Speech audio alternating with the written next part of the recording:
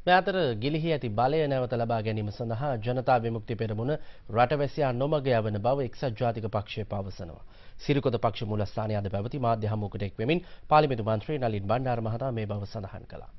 මේ ජනතා විමුක්ති පෙරමුණ කියන ආකාරයේ හොර ගිවිසුමක් හෝ කොල කෑල්ලක් හෝ රනිල් වික්‍රමසිංහ මහත්මයා අත්සන් කරන්න සූදානමක් නැහැ. නැති යක්ෂයෙක් රාක්ෂයෙක් මවපාලා මේ කරන්න හදන්නේ සමාජය තුල නැති ප්‍රශ්නයක් ඇති කරන්න. අපි දැක්ක පැහැදිලිවම මහමැතිවරණයේදී ජනතා විමුක්ති පෙරමුණ රටේ ජනතාවගේ මොන වගේ ප්‍රසාදයක්ද දිනාගෙන තියෙන කියන කාරණේ. ඉතින් ඒ නිසා ඒගොල්ලෝ දන්නවා තමන්ගේ පක්ෂයට රැකෙන්න නම් මොකක් හරි සටන් පාටයක් අලුතෙන් හදා ගන්න ඕන කියන කාරණේ. තමන්ට නැති ජනවල වේගයක් නැවත එකතු කර ගැනීම සඳහා කරන උත්සාහයක් විදිහට තමයි අපි නම් දකින්නේ. විශේෂයෙන්ම රජයේ වෛද්‍ය නිලධාරී සංගමය මේ විශාල කලබගෑනියක් ඇති කරනවා. නමුත් මලික් සමරික ඇමතුමා එක්ක සෞඛ්‍ය ඇමතුමා එක්ක අගමැතිතුමා එක්ක මේ සම්බන්ධව සාකච්ඡා කරා. මේ ඒගොල්ලෝ තේරුම් අරගෙන තමයි මේ සාකච්ඡා මේසෙන් මේ කාමරෙන් එළියට ආවේ. හැබැයි එතනින් එළියට ආවිල්ලා දේශසහගත විදියට ජනතාවට එහෙම නැත්නම් මාධ්‍යයට වැරදි ප්‍රචාර කරනවා. මේකෙන් විශාල හානියක් රටට වෙනවා කියන කාරණේ. අපි දන්නවා මහින්ද රාජපක්ෂ සමයේදී ජනමාධ්‍යවේදීන් අතුරුදහන් කරනකොට ජනමාධ්‍යවේදීන් මරනකොට රතුපස්වල ජලය ඉල්ලපු අයට වෙඩි තියනකොට මේ ඔය එක සංවිධානයක්වත් එක වචනයක්වත් කියන්න තරම් කොන්දක් හයියක් තිබුණේ නැහැ.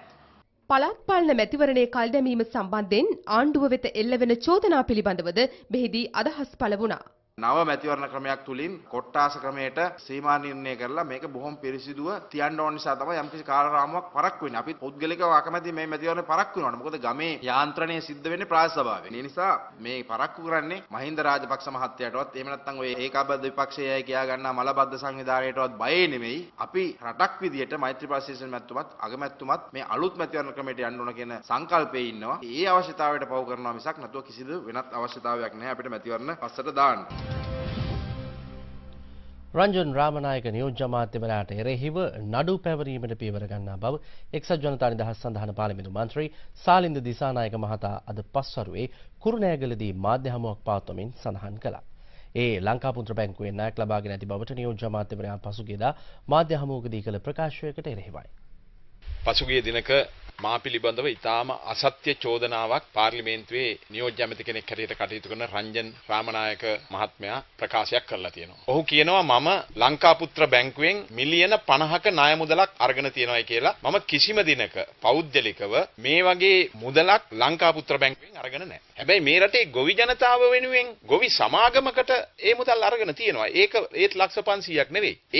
ඒවා තියෙනවා. ඒවා බලන්න පුළුවන් ඇවිල්ලා ඒ වගේ මොනවද කරේ කියලා. ඉතින් එහෙම කිසි දෙයක් නැතුව මේ පෞද්ගලිකව මම ගත්තයි කියන කාරණේ තමයි මෙයා ප්‍රකාශ කරන්නේ. ඔහු විසින් අසත්‍ය මට හානි කර මේ කරලා තියෙන ප්‍රකාශය පිළිබඳව මම විරුද්ධ වෙනවා. දැන් මේ සඳහා මා විසින් තීන්දුවක් අරගෙන තිබෙනවා. මේ අසත්‍ය ප්‍රකාශය සම්බන්ධයෙන් මට සිදුවෙච්ච අසාධාරණ නිසා ලක්ෂ 500ක අලාභයක් ඉල්ලලා නඩුවක් මම ගොනු කරන්නට තීන්දුව කරලා තිබෙනවා.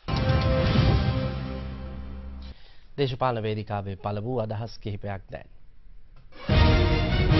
ගම්මන් පිළව අල්ලගත්තා රනිල් වික්‍රමසිංහ ගොයියා. කඩපම් පක්ෂය. මිනිහා කියන ඇවිල්ලා අපි අලුත් පක්ෂයක් හදලා ශ්‍රී ලංකා නිදහස් පක්ෂ දානවා 4 වෙනි තැන. තුක් නොදකි. ගම්මන් පිළ മന്ത്രി වෙලා ඉන්නේ ශ්‍රී ලංකා ඡන්ද වලින්. ශ්‍රී ලංකායක දානකොට 4 වෙනි තැන පළවෙනි කරන්නේ කවුද මුන්? UNP එක. පක්ෂය කැඩීමට උත්සාහ දැරීම වරදක් නම් දුමින්ද දිසානායක මැතිතුමනි පක්ෂය කඩන්න හැදුවා කියලා චෝදනා කරනවා නම් විනය පරීක්ෂණයේ නොපවත්වන්න හේතු අසල යවන පළමු ලියුම ඔබ යවිය යුත්තේ දුමින්ද දිසානායකටයි කියන එක අපි මට මතක් කරනවා. මෛත්‍රීපාල සිරිසේන ජනාධිපතිතුමා දුවින එල්ල කියයි બોලේ දුමින්ද තොට කලින් මට නේද මේ ලියුම එවන්න තියෙන්නේ කියලා. දැන් කවුරු හරි කියනවා මෛත්‍රීපාල සිරිසේන මැතිතුමා පක්ෂේ පාවා දුන්නා කියලා. තිස්සත් නායක මැතිතුමාව මහින්ද මහත්තයා වඩාගත්තේ. පොළ කම්මැසි ගාවලා සුදු කම්මැසි අඳගෙන ආපුවාම නාමල් ඇවිල්ලා පල්ලෙහාන් පිළි අරගෙන උඩට එකන් ගිහලා කේක් කාලා බදාගෙන ඒව අපිට අනුමත කරන්න පුළුවන් ශ්‍රී ලංකාව විදියට. ශ්‍රී ලංකා නිදහස් පක්ෂය කඩනවා කියලා අපිට කියනවා. මේ වාසු මහත්තයා තමයි ශ්‍රී ලංකාවේ කඩන පළවෙනිය. දිනේෂ් මහත්තයා දෙවෙනිය. විමල් මහත්තයා තුන්වෙනිය. මේ කියන්නේ එහෙම. අපි කියන පැහැදිලිවම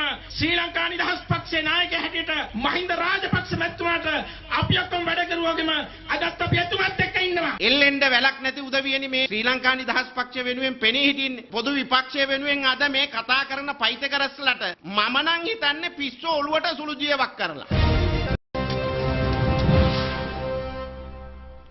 මේ වන විට ආණ්ඩුව ගොවීන්ට ලබා දෙන පොහොර සහනාධාරය ප්‍රමාණවත් නොවන බව පොළොන්නරුව දිස්ත්‍රික් ගොවි සංවිධානය පවසනවා. මේ අතර එක්සත් ජනතා නිදහස් සඳහන පාර්ලිමේන්තු මන්ත්‍රී විමලවීර දිසානායක මහතාද අම්පාර ප්‍රදේශයේ පැවති මාධ්‍ය හමුවකදී මේ පිළිබඳව අදහස් දැක්වුවා.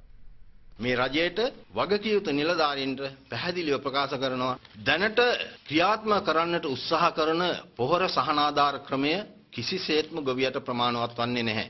මේ පොහොර සහනාධාර පොහොර ද්‍රව්‍ය වශයෙන් ලබා දෙන වැඩසටහන නවත්තපුවාම පොහොර මිටියක් දල වශයෙන් රුපියල් 3000 3500 අතරත් මුදලක් එනවා විවෘත වෙළඳපොලේ. රුපියල් 5000ක් ලැබෙන ගොවියට පොහොර මිටි දෙකක් ගන්න බෑ.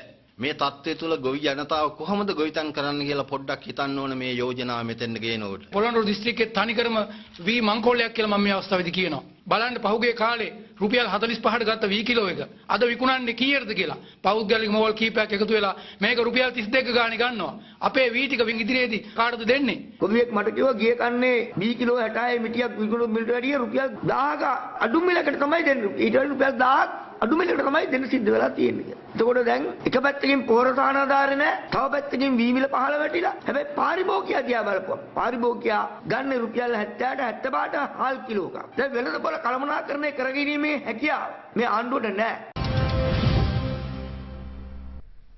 තම දරුවාට ජීවිතය ලබා දෙන්නට වෙරදරන අසරණ මාපිය යුවලක් පිළිබඳව අද දෙරණට වාර්තා වුණා. ඒ මැදවච්චිය ප්‍රදේශයෙන්.